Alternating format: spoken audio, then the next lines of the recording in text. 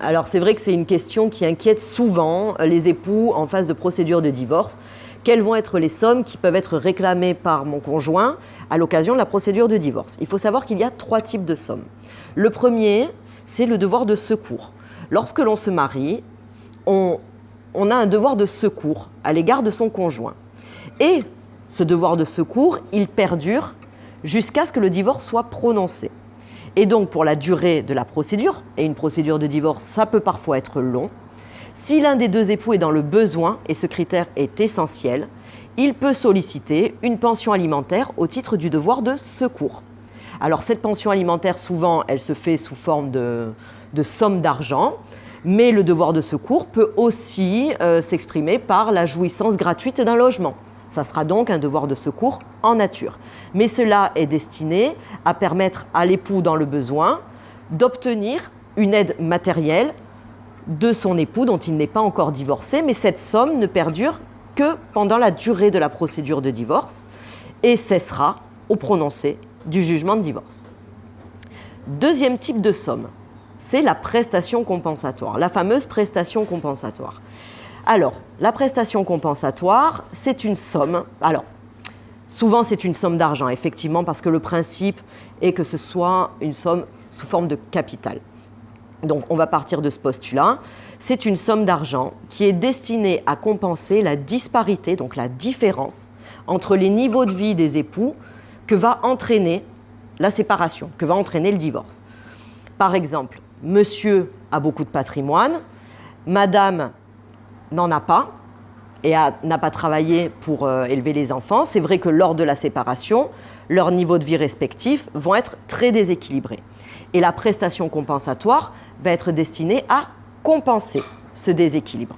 Et donc, elle va être fixée en fonction de différents critères qui sont la durée du mariage, la présence ou non d'enfants, les choix professionnels, la présence de patrimoine, les futurs droits à la retraite et ainsi de suite. Il y a différents critères et le juge, lorsque il y a un contentieux par rapport à la prestation compensatoire, arbitrera les demandes en fonction de ces différents critères.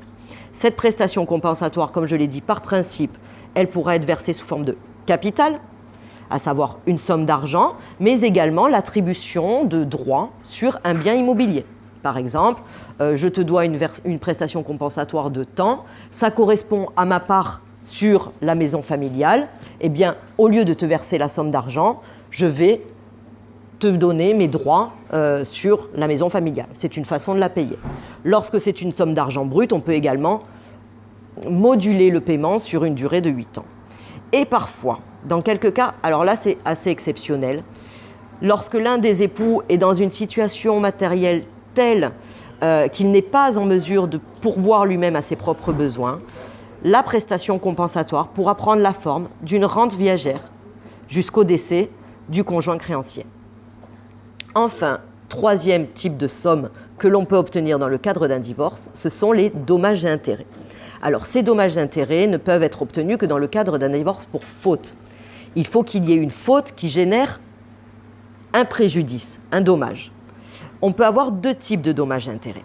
Alors, c'est un peu technique, raison pour laquelle je ne vais pas rentrer dans les détails, mais des dommages et intérêts classiques, à savoir, tu m'as créé un préjudice, souvent un préjudice moral, je demande une somme pour compenser ce préjudice.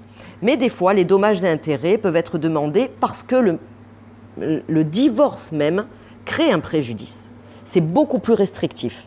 Mais lorsque les dommages et intérêts visent à compenser le préjudice né du divorce, là aussi c'est sous forme de dommages et intérêts, mais c'est beaucoup plus difficile à obtenir. Un exemple, lorsque pour des raisons par exemple religieuses, le divorce crée un séisme dans la vie personnelle de l'époux qui n'en est pas à l'origine. Ça voilà, ce sont des dommages et intérêts qui sont directement en relation avec le divorce lui-même. Les dommages et intérêts de droit commun, eux, visent à réparer de manière plus générale une faute commise dans le cadre du mariage ou à l'occasion de la séparation.